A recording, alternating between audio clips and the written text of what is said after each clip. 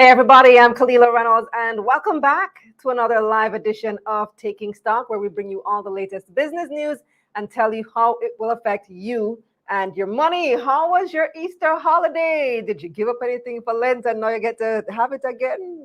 Hopefully feeling good about that. Let me know in the comments below. I'm also happy to see all of you, all the early warmers on and commenting. And remember guys, head over to the website. You want to subscribe to the newsletter, KalilaReynolds.com/newsletter, because we are giving you more value in your inbox not every day, but a few times a week, right? Of course, hit the subscribe button, hit the like button if you haven't done that just yet, and let us know in the chat where you're joining us from tonight. Now, here's a look at what's coming up in this evening's show, followed by what's hot in business, and of course, come on, let's get this money.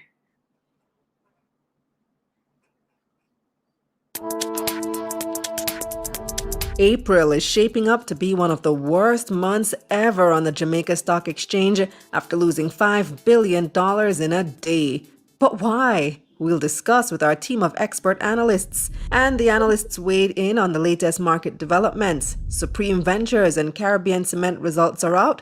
How did they do? We'll discuss. But first, here's What's Hot, brought to you by JMMB Group, your best interest at heart. 17 employees of separate group were arrested in connection with a multi-million-dollar fraud case at the manufacturing company. According to the police, approximately $160 million was defrauded from the company in a scheme that included over 20 employees. Deputy Commissioner of Police Fitz Bailey said the alleged fraud was spearheaded by 2 information technology employees who manipulated the company's systems to allow unauthorized sales of the company's products. Jamaica ranked 10th on a list of countries with the highest crime rate globally, according to US-based statistic agency World Population Review. According to the site, the crime rate was determined by comparing the total number of reported crimes in Jamaica with the country's total population. Jamaica ranked 10th with a crime rate of 67.42 per 100,000 persons. Trinidad and Tobago and Guyana were ranked 6th and 7th respectively, with crime rates of 71.63 and 68.74 crimes per 100,000 citizens. According to the site, Jamaica is plagued by government corruption, gang activities, and high levels of violent crime, including sexual assault. Digital wallet provider Link has partnered with the Yellow Media Group to provide e-commerce solutions for micro, small and medium businesses through its Link-based platform. According to the company, the solution, which will officially launch later this month, will allow easy access to e-commerce services and payment platforms. Business owners will be able to integrate payment solutions like Scan to Pay for physical locations or a Pay with Link button for online transactions into their businesses. As part of the partnership, Yellow will also support businesses with its website development solution during the first phase of the partnership. French President Emmanuel Macron signed his controversial pension reform into law last Friday, bumping the age of retirement up from 62 to 64. The update comes after months of protests, with many saying the change will mostly impact women and unskilled workers who started their careers early. Macron said the law reform was necessary to avoid annual pension deficits, which are forecast to hit almost $15 billion by 2030. The president has faced fierce backlash over the decision, with his approval ratings now at its lowest. What's Hot was brought to you by JMMB Group, your best interest at heart. JMMB Moneyline is the unique online banking and investment system for you. Online transfers, bill payments, and buying and selling stocks. Simply log in and access JMMB Moneyline. Drive easy with JMMB, offering loans for new and used cars from JMMB Bank and protection through JMMB Insurance Brokers. Like lifelong friends, JMMB has your best interest at heart. Contact a JMMB advisor today and let's take on your future together. JMMB and me.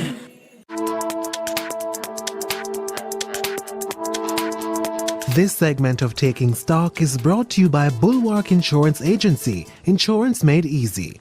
Just 2 hours with me can change your life, but don't take it from me. Why I decided to buy Kalila's masterclass, which is for me, it was a game changer. I'm Kalila Reynolds, financial journalist and educator, and I'm on a mission to help you get better with money. Take my all-new Money Mission Masterclass. We're talking about budgeting. My top things today were about budgeting and investing. We're kicking bad debt out the door. And also learn about how to pay off your credit card debt. And I'm giving you the keys to wealth creation by helping you getting started with investing. This masterclass helped me to start my investment journey. I had so many takeaways. The way that I look at money now and saving, I look at it different now. With a bonus module from Keisha Bailey, my girl, the Profit Jumpstarter, who'll show you how to find great companies to invest in. I've been in the investing industry now for over 18 years. So give yourself the best gift. Go to KalilaReynolds.com/masterclass to join the Money Mission. Let's get this money.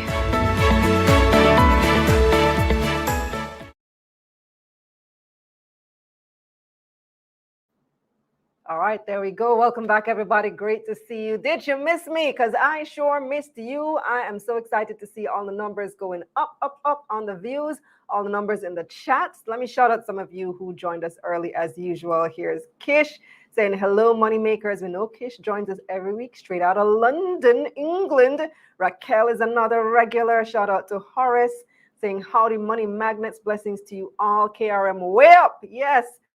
Ava joining us as well, saying hi all. Spartan King saying good evening. Swear I've been waiting for this episode like a new TV series. Well, happy that we are here and we didn't disappoint. Ready and waiting says Demar. Michael saying moneymakers. Portmore in the building says Anthony.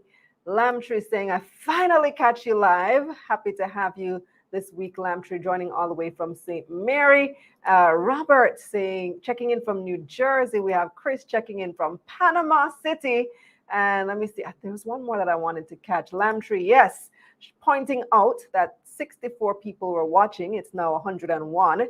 Only 17 likes on the video. So guys, please do me a favor. Do yourselves a favor. Do your friends and family who need to see this video a favor and just hit up the like button. All right, hit the thumbs up right there on YouTube or on Facebook, wherever you're watching us this evening. And shout out to LeVar as well from Mandeville and everybody else who's joining us this evening, because we do have a very interesting show. We need answers. The Jamaica Stock Exchange recorded a massive $5 billion loss, hovering at just above pandemic lows following its slide on Monday, April 3. So what factors caused this huge plummet? We're going to discuss with our team of expert analysts this week. We have David Rose, who's a business writer at the Jamaica Observer, and we also have Stephen Jackson from the Jamaica Gleaner. Stephen, you can give us your updated title. I'm not sure if you're in editorial role now. I think you deserve it, but you can give us your title. And Jamar Brown is a senior research analyst at JN Group. So welcome, Jamar, Stephen. Good evening, guys. Evening. I can't just call it just writer, Stephen, because you're big. No, writer. I do other things, but not in this capacity. Okay. All right, cool. Well, we'll leave it at that. So on Monday, April 3, was it you who wrote that article? Because it had no byline, by the way. I wrote it. I figured it was you because I recognized your style. So I figured as much. On Monday, April 3, the Jamaica Stock Exchange recorded a massive $5 billion loss in just that one day. So I want to hear all of your perspectives on it. And since you wrote the article, Stephen, let's start with you. Well, thanks for having me. Kalila, you're on an amazing show. But I think, just to put it in the context, it's not all doom and gloom. I mean, we're living in a seesaw battle of, interest rates are going higher. And because of that, the stock market is going to actually have some kind of fallout. So that's the general context. So it's not as if these losses are necessarily realized unless individual investors actually. Stephen, you're kind of difficult to hear. Your audio is not great. Sounds kind of, I don't know if it's the earphones that you're using, but let me switch over to David and then maybe you guys can test and see if we can sort out the audio issue. In the comments, though, viewers, if you are okay with how Steven sounds, let me know in the chat. But to me, I'm having a little bit of trouble hearing him. Yeah, I have to really focus to hear what he's saying. So, David, what happened on April 3 and what has happened since? Well, let's bring some context into it. So we need to remember that, on March 31, you'd have seen several securities considerably increase in value. So to keep that extremely simple, you'd have seen 139 securities traded that day alone. You'd have had 55 increasing, 37 declining, 3319 whole term. And what's so significant about March 31? That is the end of the quarter. In this case, the first quarter for many companies, brokers, and funds. What you tend to see during the end of the quarter, especially in the financial year, is that see the price of numerous securities increase. And you also tend to see a significant best bid value applied, those stocks. So to give you context, for example, on 31, you had Access Financial, trading up by $96. It closed at $25.55, but its best bid price was $25.98, while the best ask was $25.99. Now, why does that matter? Let us go back to accounting. International accounting standards say when you're measuring the fair value of securities, you use the best bid price, not necessarily the closing price, because different markets will have different methodologies to calculate the closing price. So in Jamaica's case, we use a volume-weighted average pricing method, VWAP, meaning value traded for the day divided by the number of shares. That's where you get the closing price. And the closing price can be very different versus the best bid price, as I give an example. So Access closed $25.55, but the best bid price was at $25.98. So for like funds, brokers, persons who have to monitor and also manage their portfolio based on those accounting standards, measure their portfolio at $25.98 for Access, for example, not $25.55. And if you are looking at the queues for several securities for that day, so like Regis Petroleum, Indus Pharma, Keystone Properties, Seprod, and the list goes on, you saw where there were these significantly large buy orders that just, most of them came out in the last 5 minutes of trading, and they stayed there for that particular day. And when Monday came, those big significant buy orders, they all vanished. And persons who, would have been wanting to potentially exit their positions on the Friday just said, hey, I don't care, I need to get out. So they just sold on the Monday. And because there's no support in that context of, those large buy orders to kind of help support the price, also the security prices fell. So as a result of that, you would have seen, Steve mentioned, a $5 billion drop in the index value. So for example, NCB, apologies. So the JSE calculates indices by using, the market capitalization by a base divisor. But the market capitalization itself is the market price times the number of shares. So when NCB fell, for example, by $1.60 come Monday, that alone would have been a change of about $3.95 billion from just one security alone. And NCB is a part of the JSE index. And I'm highlighting this very lengthy explanation to show that it's just that particular change between March 31 and April 3, where you'd have seen, that drop in prices just because end of quarter gone. So there's no reason to necessarily be in the market after that. So that's kind of really what happened in a sense. So in the case, at the end of the world, they hear that $5 billion drop. The market is down quite considerably since the year started, probably about 10%, camera immediately. But otherwise, $5 billion drop isn't spelling, the doom or the J's or anything like that. Yeah. The market has seen a reduction in liquidity, and as a result, that's why we saw that, massive drop on April 3. All right, let's get Stephen back. Let me see how you sound now. Yeah, can you hear me? Can you hear me a little bit better? You sound low. Yeah, I don't know. I blame Apple. I blame Apple. Sell Apple. The quality is better, but just that you sound Okay, low. That's the only thing. Okay, so I agree that the calendar effect had some impact on the fall. Absolutely. Absolutely.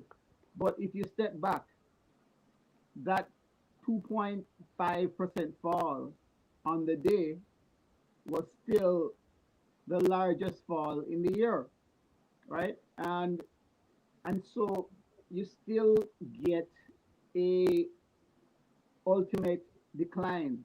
So yes, it increased by 2-something% the day before, but it dipped. And of course, this is not the first dip, where we've been dip and falling since COVID, and that's the overall and arching context, right?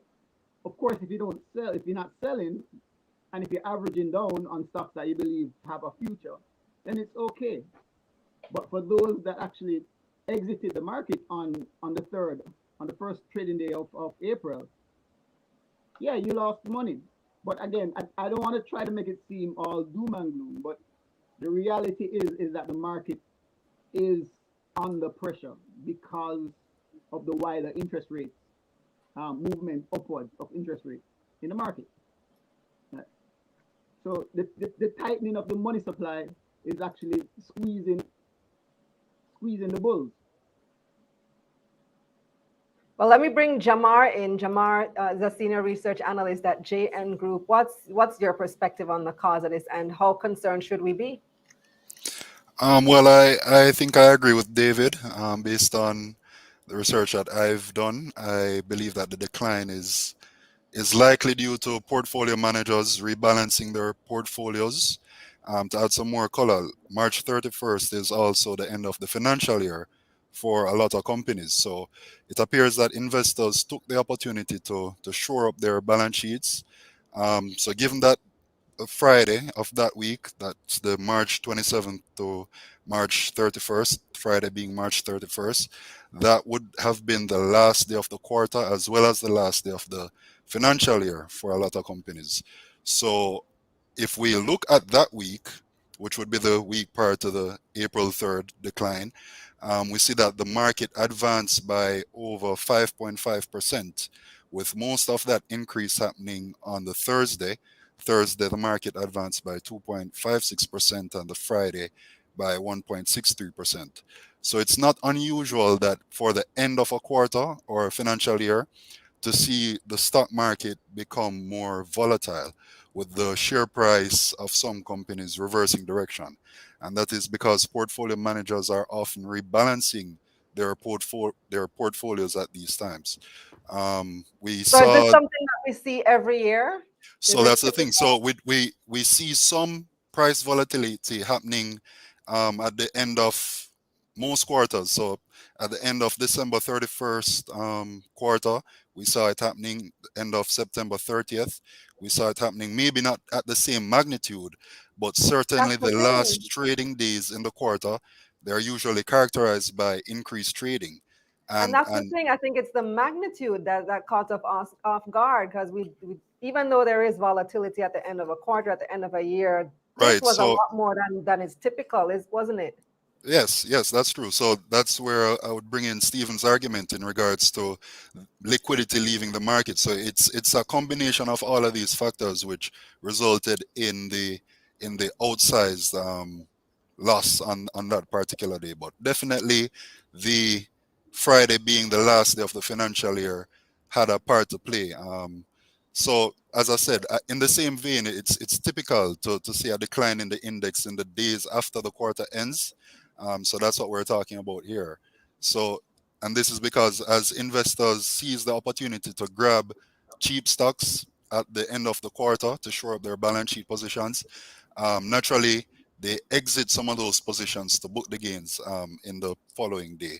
So if the share price of a company that they invested in had experienced a particularly strong increase over the period, they may decide to take the profit on those trades and sell the shares, which can push down the company's share price. To illustrate this point, Kalila, two of the most heavily weighted stocks on the market. David mentioned one of them, NCB, the other being Sagicor Group. They both declined on the Monday in question. NCB declined by 2.4%, Sagicor by 9%.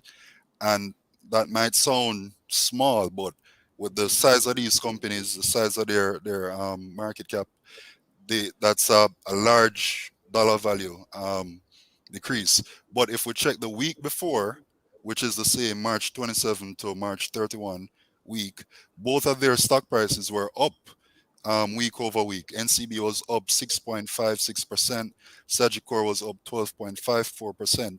So this speaks to that rebalancing that portfolio managers would have done to cash in on the gains on those stocks, which definitely played towards the market dipping. Okay, Stephen, I know you're a numbers guy. You love to analyze trends. So that said, the JSC combined index lost just a smidge on Tuesday after sliding 2.5% on Monday, and that is what wiped out the 5 billion. And this was from your article a couple weeks ago, right? But can you tell us where you saw the biggest dips? Was it main market, junior market, any particular types of industries? I can't go into such minutia. What I would say is that overall, what you're looking at is an index that is not more than 5% above the COVID lows of 335,000 points on March 20, right? The combined index. We're really not much above that. And some people will say that, we actually are on track to actually hit bottom again. Just for context, in terms of the index actually hit a low for this year on March 23rd, right? But again, when it was creeping back up, as both colleagues were saying, it was creeping back up to have a really nice fat gain for these financial houses at the end of the year, end of their trading year. It was creeping back up, but then it hit a low on the 23rd, and then of course on the first trading day in April it dived, right? And again, why did it dive? Because fundamentally people are moving from the stock market towards fixed income, and that's just it. They're moving towards fixed income and real estate. Fixed income and real estate. So the last time we were on this show, LeVar, your colleague at JN, told us about government bonds that were in the market. And so LeVar, I called you LeVar just now. LeVar is the person commenting in the chat. LeVar said, so you also think, well, he's asking you guys, do you think that the new government bonds had anything to do with some of the decline in the market? So Stephen seems to think so, talking about this move to fixed income. Let me ask David first. What do you think? Just as one little context, right? Sure. Also unit trust, right? People are also moving to unit trust, and if you notice, a lot more financial houses are actually announcing real estate unit trust, and one of the reasons why is in relation to Barita. Barita has a unit trust that they say in 1 year the gain was 1,347%. Right? That is insane, right?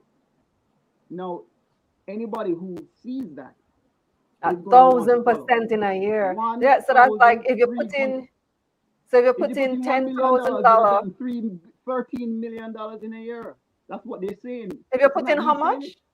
They're saying that the index, that their unit trust, the real estate, I'll show you right now because I actually have the page up right now.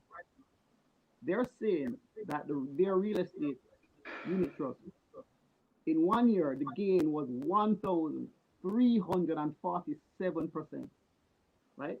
In the context of a market, of stock markets on the downward trend, and also in the context where fixed income is not, most fixed income is still not 10%, but they were able to get that. Now, in a context like that, you can understand where people are going to be trying to flow money towards, right? And you have NCB trying to do a similar thing. You have VM and others doing the same thing. So, so the stock market is not where institutions want to be putting money right now, unless you believe that this is, unless you believe you want to get cheap deals and wait for 2-3 years, and then you're going to be like a very, very happy person. But for right now, this is not the game in town. My opinion. Bring up the thing that you said you have up. I'm going to bring it up. So I know what Steve is referring to, and I believe in one of Barita's quarterlies, they mentioned that they had a stock split.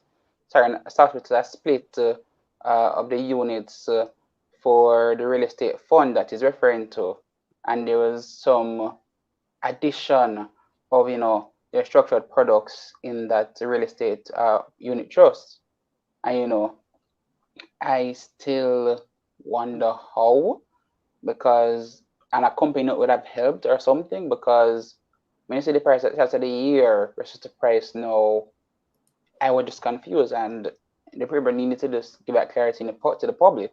But Stephen is right about the fact that you're seeing the retreat of money from different asset classes or structured products to other asset classes that are being perceived as income generators. Because if you walk around Kingston right now, you're seeing new commercial buildings every second. In Tomo Bay recently, there's a new commercial building being built in the middle of downtown Montego Bay near Harmony Park. And even VM Wealth, they launched a new unit trust called the Real Estate Development Portfolio unit trust product. And that's focused on the financing and development of residential and commercial properties. And this is to show you that there are a lot of things going on that you have to take into context with regards to just where money is going, because let's add some more flavor or spice to the pot. So Scotia Group, which has not skipped a dividend at all throughout COVID and everything, and every other years in the financial sector basically cut off dividends to shareholders, Scotia still continued to pay. Scotia was paying 35 cents per quarter up to January to December, right? And now for their dividend that's being paid on Thursday, they're paying a dividend of 25 cents. Scotia's reason why: there's a new change in regulatory requirements relating to Basel III coming in effect in July, and as a result, they need to short the capital base further to prepare for those changes to the weightings for capital adequacy. So when you have a company like Scotia, which hasn't get a dividend at all during COVID, was paying at stable 35 cents every quarter, cutting from 35 to 25 cents now, you're kind of seeing that quote-unquote steady income that persons would have relied on from equities is shifting or declining. So while you have some companies that are actually increasing their dividend payments or keeping it stable, when you compare it against the price and look at the yield, it's peanuts. Because Carib, for example, they're like around 10% dividend yield, and if you take withholding tax, you're getting about 8% net out. But you have very few companies in the JSE that even average 5% dividend yield and above. And when you think about it, I put my money at risk because there's no guarantee the price of equity security will go up. But I put money at risk and only get 3%, 2% in dividend income, when I can actually get a fixed income instrument, for example, a bond, for example, a repurchase agreement at 10% annualized, or even 8-9% annualized. And even if you take withholding tax from that, you're still in with a pretty high cash flow coming in relative to even inflation. So there are a lot of things that are going on, and that's why some persons have switched from the equity markets to fixed income. Because when you remember that some persons, for example, use the dividend income that they have got from these companies or stocks to pay their bills. When you are seeing this decline in prices of the stocks and also a cut in the dividend, you're going to need to reassess everything and be like, should I rebalance my portfolio and take my money from equities right now, put some of it into fixed income and get that stable income? Because JPs is going to it. That's your intention, if that's what you're in it for. And you have a lot of people like pensioners who are in it for that. They need that stable income regularly. Yeah. Just to put it in context, guys, Stephen was saying it earlier. A 1,300% increase means if you put in $100,000 this time last year, we're in April now, so it's April last year. By this time, this year, within 1 year, that $100,000 is now $1.3 million, which is why he says that's insane growth, because it really is insane. So He's holding it up to the camera. Yeah, this is I'm sorry for not being more tech savvy, but this is a screenshot of their unit trust returns. They say the 1 year return 1,325%, right? So it's right there. That's incredible, and that's where big money is trying to head towards, both in from the creation side and both following it from the consumer side. So eventually it's going to rush back into the stock market, right? Because the underlying performance of the companies are still stellar, right? But just that the PEs, the earnings, the price earnings are, those multiples have been reduced considerably. So one of our viewers, Nigel, has a comment. Nigel says SSL has had a cascading effect as well. Jamar, would you agree with that? I don't know if I would agree with that. However, stock market is speculative, and it's driven by consumer confidence. So there may be some investors who have decided to, give it a break and look at other assets, maybe perhaps influenced by the SSL scandal. But I don't know what size effect that would have really on the market. But Kalila, I don't know if you recall, but the first time I came on your show, it was to talk about the bad performance of the JC. That was, You froze. Oh no.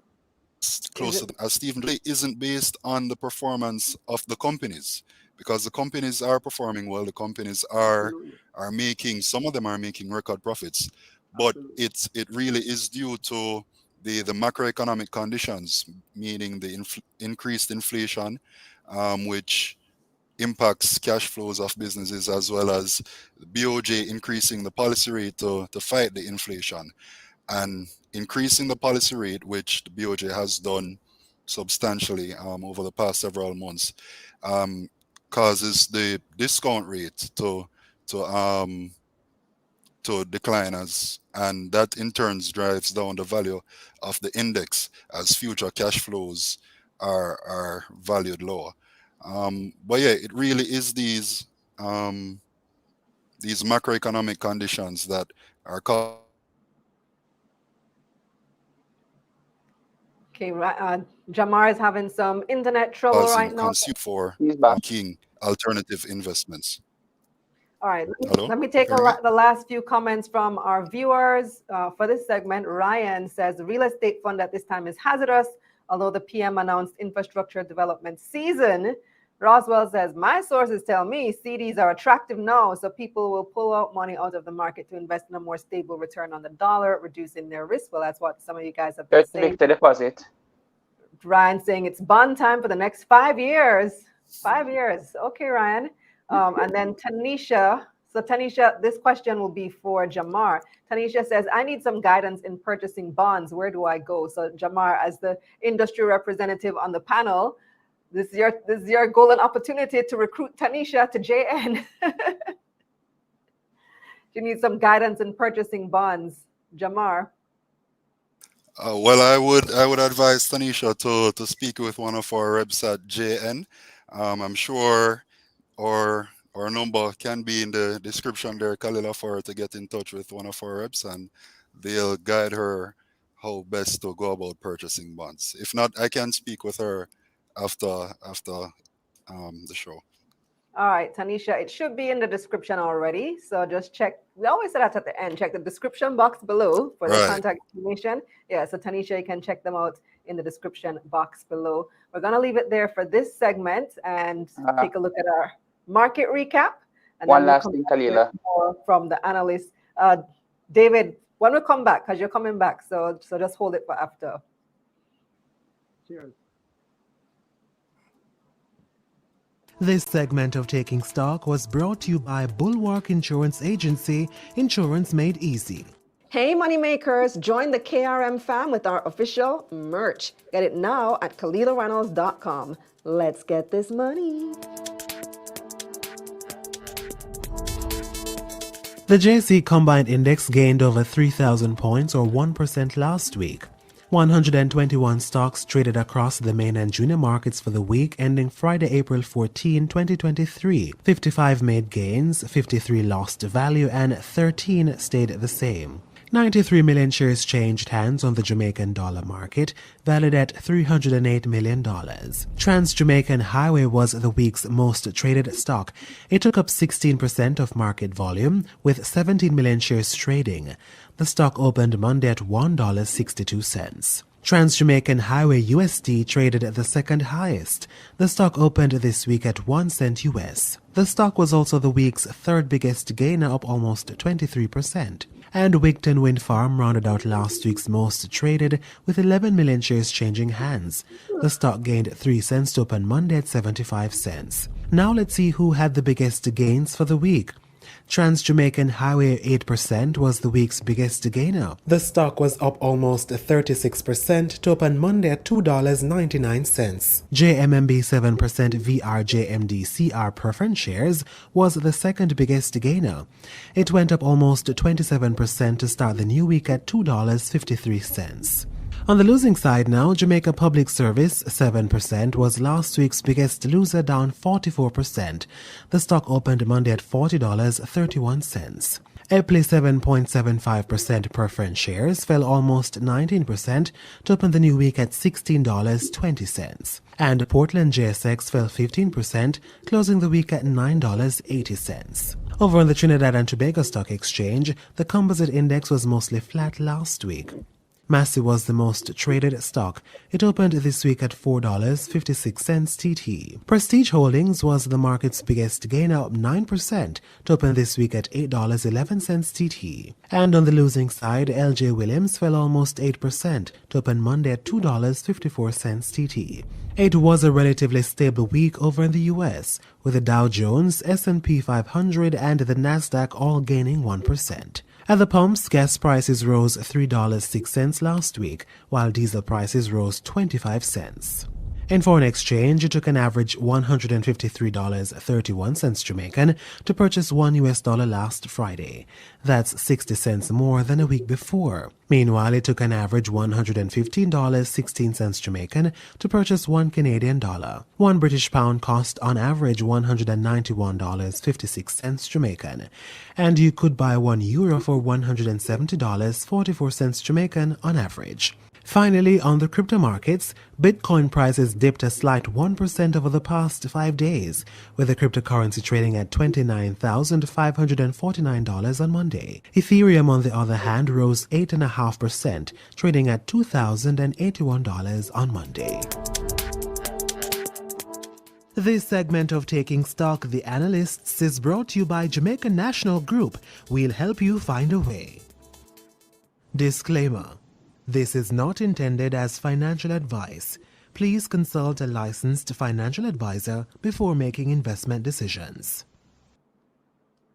Welcome back. Welcome back. So I forgot to ask you guys the poll question before you left. And here it is. What was your reaction when you heard about the JSE $5 billion loss? A, I wanted to sell all my stocks. B, I didn't panic, not me. C, I need to understand what happened. Or D, just other. Leave a comment. Let us know what you thought. So you can comment in the chat right here, or you can take our poll on YouTube and or on Twitter as well. What was your reaction when you heard about this $5 billion one-day loss? The JSE now hovering just above pandemic levels. Yeah, just above pandemic levels. My mouth is all over the place tonight. And of course, reminding you while you're at it, hit that like button. We're continuing with our analyst panel. Stephen has gone. So we have just David back with us, and Jamar is back with us as well. But before we continue with the analyst discussion, David, is David there? Yeah, I'm here, don't worry. You had a point that you wanted to make before we went to market recap. So, with respect to SSL, there are two sides to that coin. One, SSL clients who did not initiate an intermember transfer of their securities to another broker, they're frozen out of the market. What does that mean? So although their securities are held at the JCSD says, hey, if you want to start a transfer, contact SSL. Contact SSL, it says that contact FSC. FSC don't answer them phone. So as a result, you have numerous investors right now who technically cannot access the market. So they can work with another brokerage account elsewhere, but their securities, their stocks that they've accumulated over time, those are frozen. And I know somebody right now, who bought into one of the IPOs recently, had their shares in their account, owning security, and no from FSC who has to give the go-ahead for anything to be done at SSL. So when there's mention of SSL effect, that's one part of the coin, right? And other side of the coin is that you do have persons who are scared right now and somewhat disappointed in what's transpired recently. And these respect is because you'd have had persons who have these events occur. JSC says license as a dealer, as a broker, and JSC contact the victims, but there has been no contact since then. So you do have some persons who are reticent, about the market because of the recent events and also just, how it's been handled. So yeah, I actually thought it would have been worse. I thought that the fallout because of SSL on the stock market would have been worse, but no. The thing is that it's a smaller player in the market. They keep mentioning, this it's not more not necessarily because of the SSL clients. I said the general fallout because the public sentiment was just so negative and infuriated at the time, and so it's fearful that I thought the overall decline would have been worse as a result of just the general sentiment at the time. But we didn't see that, at least not immediately. All right, so let's get into our topics for this evening. You two have been looking at two particular companies. Jamar, you've been looking at, is it Carib Cement? Carib Cement. Yes, that's Carib right. Cement 12-month financials. This is one we keep an eye on because of the dividend situation in particular. But tell us what you've been seeing with Carib Cement's recent report. Sure, let me... Wait, 1 second. I'm trying to share my screen. Okay, should be seeing it now. Yes. Okay, excellent. All right, so as you mentioned tonight, we'll be taking a look at Carib Cement's recently published results for the end of financial year 2022. Just a brief overview of the company, although most people should know. Carib Cement is the sole manufacturer of cement in Jamaica. Its main plant and operations are situated in Rockfort, Kingston, and the raw materials used in the manufacturing process are all mined within 10 miles of the plant. The company is a member of the TCL Group, which is owned by Mexican global buildings company, CIMEX. Now, in terms of recent activity by the company, in August 2022, Carib Cement underwent or launched a $6 billion project to upgrade and increase the capacity of its production plant, which is called a kiln, by up to 30%. This investment will improve the self-sufficiency of the company to comfortably meet the growing demand of the local construction sector, while setting the foundation to supply export markets. The company currently plans to complete major maintenance of the kiln in 2023. Additionally, of note, with a growing focus on ESG worldwide, Carib Cement has committed to a 47% reduction in its CO2 emissions by 2030, and they're undergoing strategies to achieve that goal. Now, looking at what we're here for the financial overview now, taking a look at the profit and loss of the company. Like most companies, Carib Cement would have been impacted by the inflationary pressures caused by COVID-19 as well as the war affecting Eastern Europe. This would have resulted in higher fuel, power, and shipping costs for the company. But despite these challenges, Carib Cement was able to deliver a strong performance over the financial year. This is mainly due to the strength of demand for their product, which is cement, especially amid the construction boom happening in Jamaica now. In financial year 2022, we see that the company, let me try and use the pointer here, you should be seeing it. Yes. Right, the company achieved revenues of 25.8 billion, which was an 8.4 increase on the 2021 figure. Cost of sales also grew, but not by that much, by 3.3%. And this resulted in the gross profit increasing substantially by 12.36% year over year, and gross margin increasing to 44%.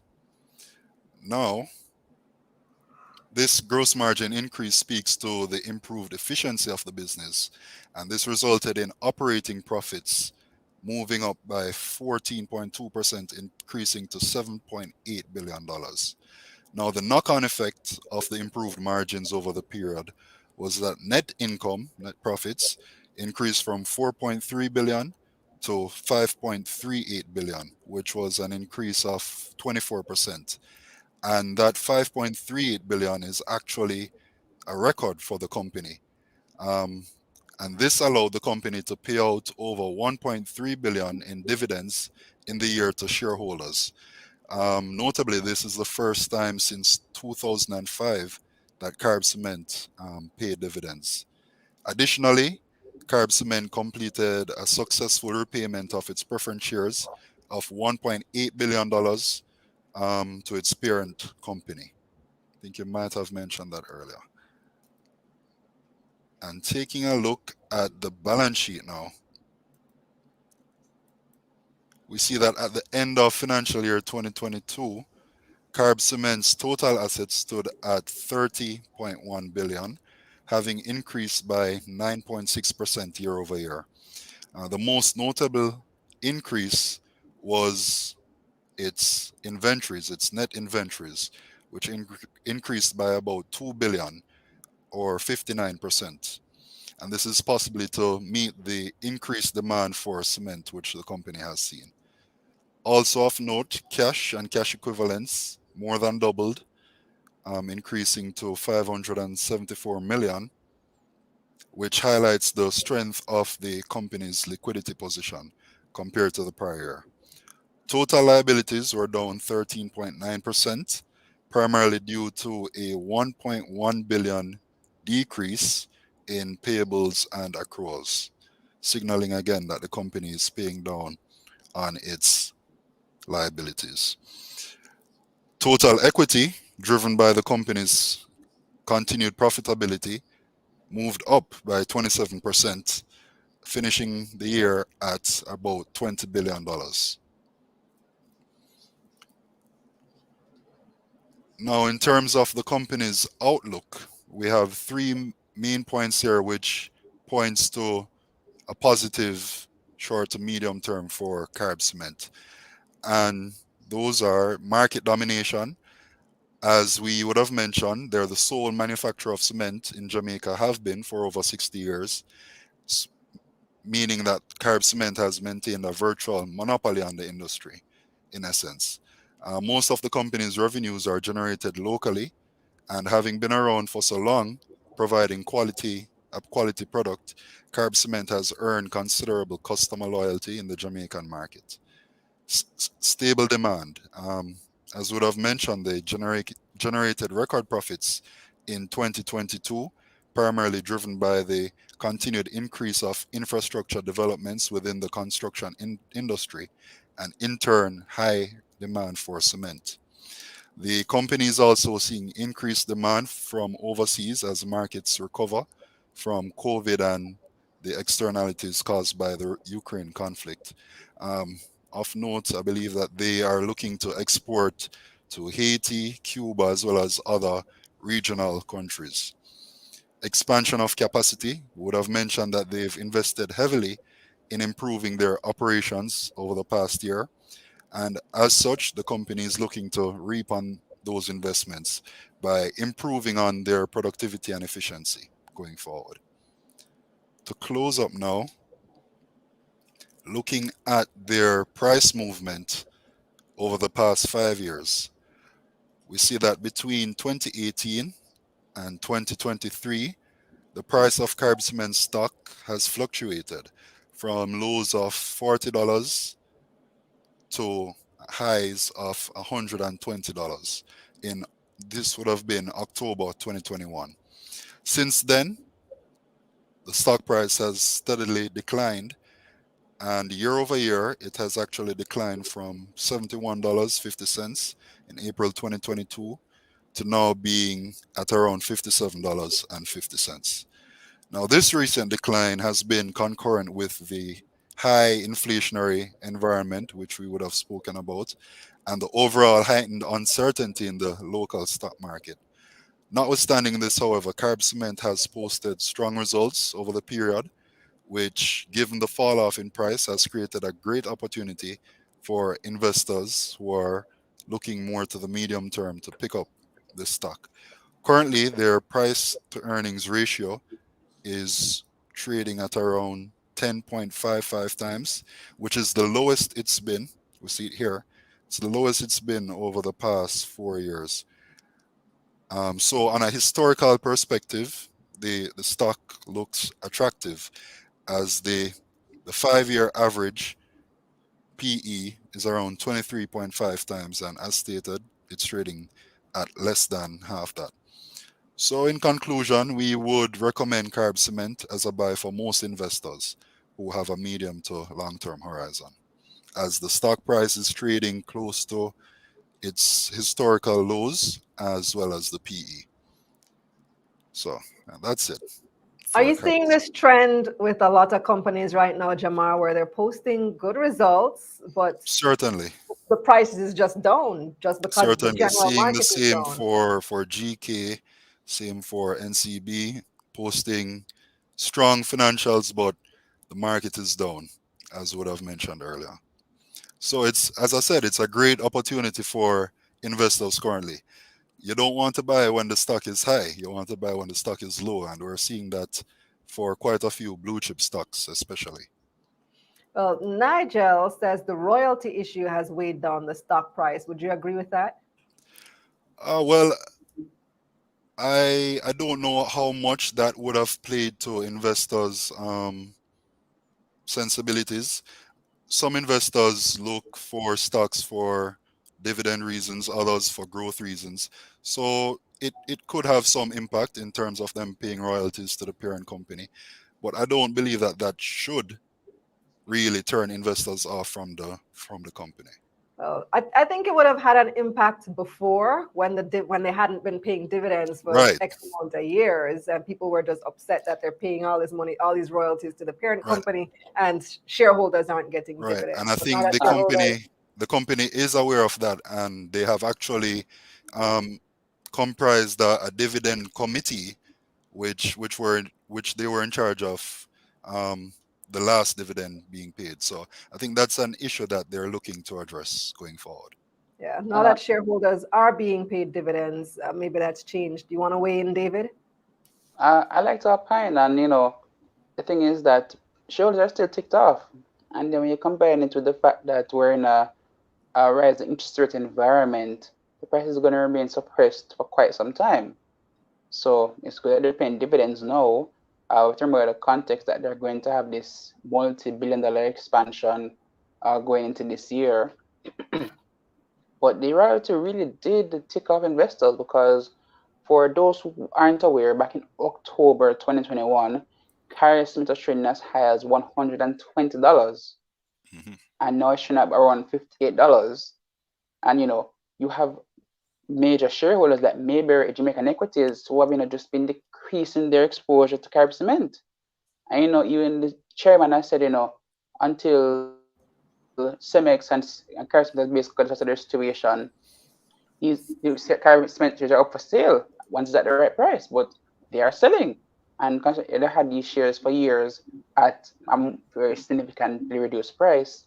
They are making profits at any price they're basically selling at. So the royalty does still play into it, because the reality is the parent company didn't. So the vote wasn't even a vote. It was a poll that was steamrolled through shareholders. So while the shareholders would have voted in favor voted against the resolution, by using the poll, Cemex basically steamrolled shareholders and forced their payment to themselves in effect. And persons didn't like that. Imagine you have this foreign company owning a Jamaican company. They mentioned, oh, we spending so much money on, buying local inventory and all these other things. But when it came out to a matter such as this, you steamrolled the resolution through. There was no transparency or guidance for persons to really latch onto when it came out to the dividend. And even though you're posting better profits, you have all these different things, you're increasing the price of cement. There is apathy is still in the trash. Like if you look at the sell queue for Carib cement, it's very large. So I have a couple comments. O'Shane says they have paid one dividend in like a decade. Come on. And then Longer than a decade. First in 17 years. 17, so almost 2 decades. Ryan says the parent company deserves its royalty. They used their parent business model to turn around CCC, which was hammered down by TCL. So there's that perspective as well. But coming back to you, David. So I asked Jamar earlier if this is a trend that we've been seeing where companies are performing well, yet the stock price is still down. You've taken a look this week at Supreme Ventures year-end results. What are we seeing there? So, investors did react to Supreme Ventures, earnings coming out. So you saw when the earnings came out in that same final week of the first quarter, around March 27, 28, the price went from like $24 to like $30 within like 3 days. And, investors were quite impressed by SPL and, just the trajectory it is taking right now. So add some flavor to that. So SVL, in effect, would have grown, the net profit by almost 50% year over year. Did $1 billion worth of profitability in Q1, did $1.02 billion worth of net profit in the final quarter, which was Q4, which had been the World Cup time. So imagine you earn $13.25 billion in revenue, right, Kalila? And you earn $1.02 billion in net profit. I would like that business. And Supreme Ventures, I would like it too. They pay 9% to their profit as dividends. So they earn $1, they pay 9 cents out as dividend to shareholders and keep the remaining amount left over to actually reinvest into the business. So that kind of shows you, how serious Supreme Ventures is, for shareholders and everybody that's concerned. And, they basically signed this recent agreement in Ghana, playing the pick 1 and pick 4 games. That agreement is supposed to be signed or come into play very shortly. We saw where the executive chairman SBL, Gary Peart, and also Solomon Sharp, executive chairman of Supreme Ventures Racing Entertainment Limited, went to Hong Kong. And that's part of their overall ambition, to explore different markets, see how they can actually stream and sell the races at Carib overseas. I Carib, they've spent more than $1.5 billion in terms of capex at Caymanas, and they were required to spend $500 million. So the current spend at Caymanas, reflects their confidence going forward in the horse racing business. And under the horse racing segment, which would be sports betting for SBL, that doubled year over year in terms of the segment result.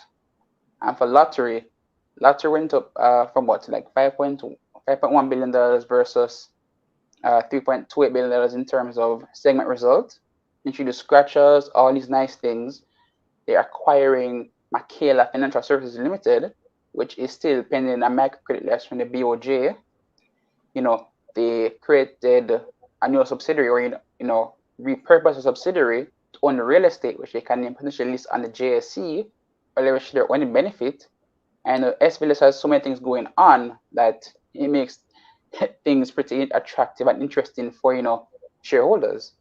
And here's a good thing about it: the current chairman, executive chairman Gary Peart, last year April, his compensation agreement was amended. Instead of getting cash, he got paid in shares. And you're like, that's interesting. So last year on this time, So that's a money move right there.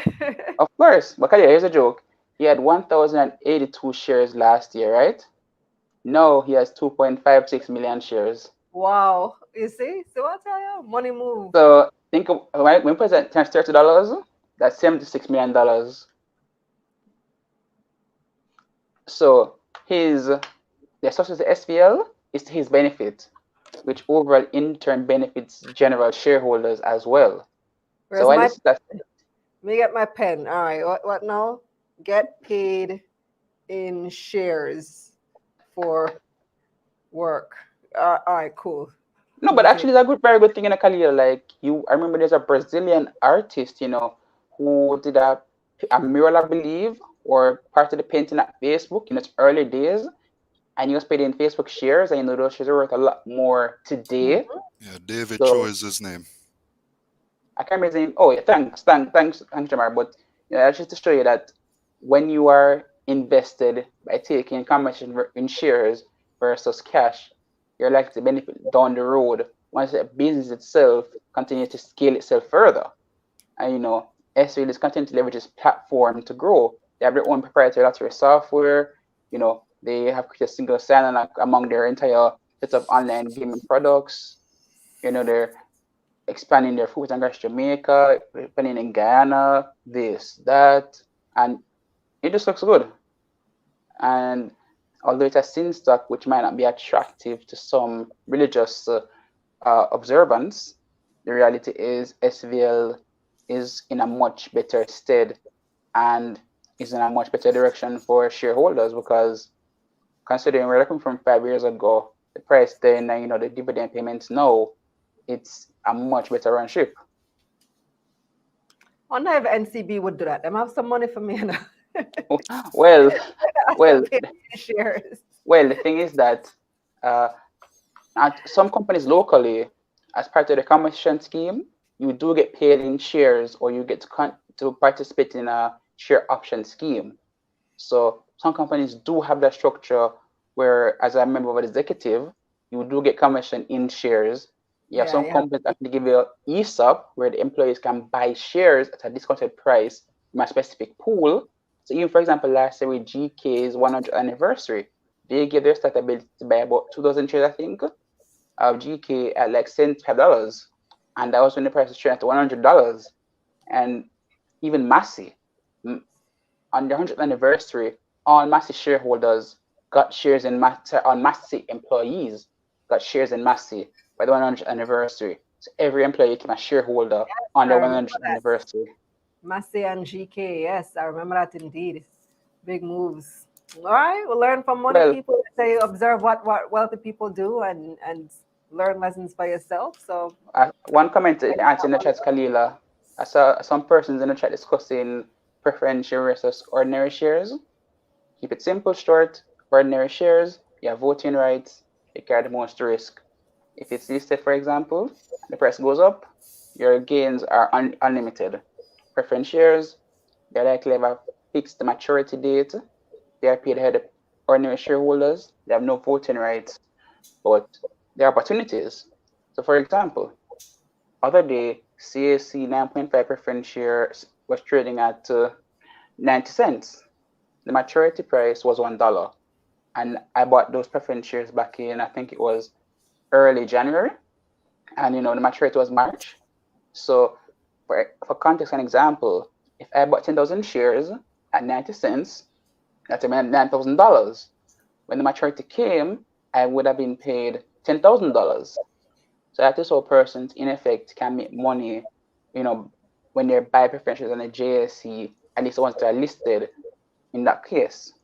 My warning, understand, when the preference share matures, note actual maturity or issuance or par value.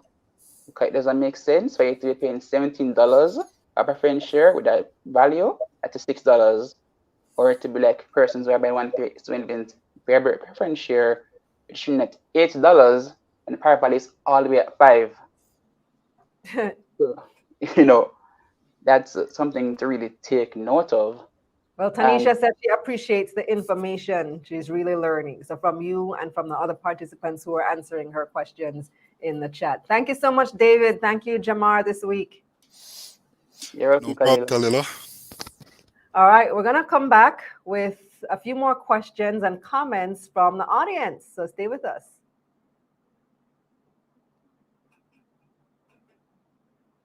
This segment of Taking Stock, The Analysts, was brought to you by Jamaica National Group. We'll help you find a way. So final comments, Lady Shen says, I totally agree about the fixed income and real estate. What else do we have here? Shane says, I bought my first bond the other day. Fixed income is the move. It's definitely what's hot right now in the market. Earl says, I look at it as a paper loss once I don't sell any stock, but I need funds to buy more stocks. So that's one way to look at it. Roswell saying it's good to, okay, this was a question from Tanisha first. Tanisha was asking, what is a comfortable amount of stocks to be managed by an individual? And how would you advise them in selecting industries for diversification? Tanisha, let me tell you something. Keisha Bailey, Profit Jumpstarter, answers this very question. She has a whole video, it's like about an hour long in our Money Mission Masterclass. So if you want to know more about that, definitely check it out at KalilaReynolds.com/masterclass. She goes through what makes great companies to invest in. Why are companies great? What makes them great for you and for your needs, for your investment needs? Check it out at KalilaReynolds.com/masterclass. Roswell also gave you somewhat of an answer. She said it's good to read on the companies you're interested in, know their business, know the high and the low that each company trades at on a daily basis. Yes. So yeah, we've had a really great show this week. Thank you so much for tuning in. We appreciate your presence here on Taking Stock. Guys, if you haven't hit the like button yet, I'm begging you. No, I'm not begging you. I don't beg. I'm encouraging you to like the video, subscribe to the channel, share it with a friend. Don't gatekeep all this awesome information. Make other people know too.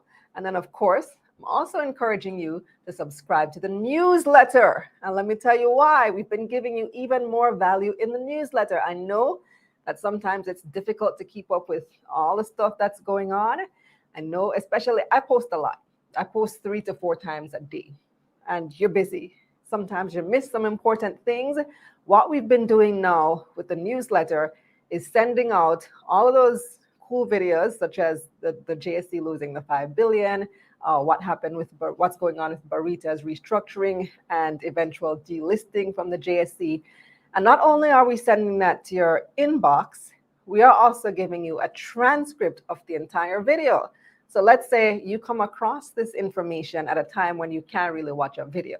You're in a public place, you can't listen, it's too loud, or you're in a meeting. You're not really supposed to be checking the email then, but it's boring. And you just want to read the transcript. You can read the full transcript because we're sending it straight to your email. You don't necessarily have to watch the full video. You can just read the information for yourself. So this is the additional value we are giving you in the newsletter. And also, if you are a new subscriber, you get a copy of my free broker guide. We also encourage you to turn on the post notifications so that you can be the first one to see everything when it drops. You want to help people learn more about money, so we all just get this money together. I want to encourage you as well.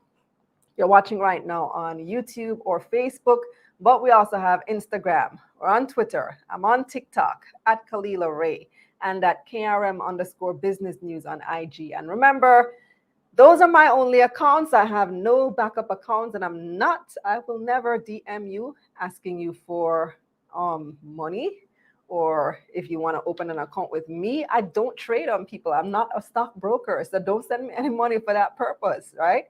The only business I do is via my website. Just remember that. I don't have a Telegram either. Somebody contacted me yesterday saying, oh, I just responded to you on Telegram. I'm like, I don't have a Telegram. And they sent me a whole screenshot of like a whole conversation, a back and forth. And this person had been sending that person money. Scammer. The scammers are out there. It's not me. All right.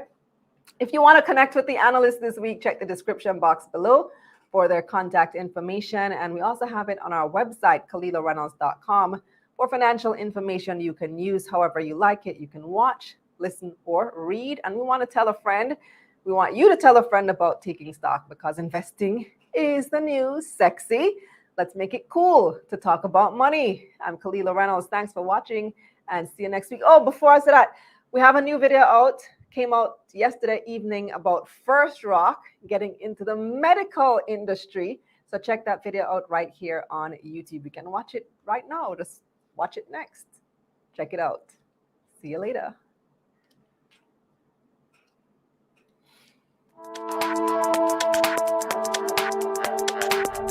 Let's get this money.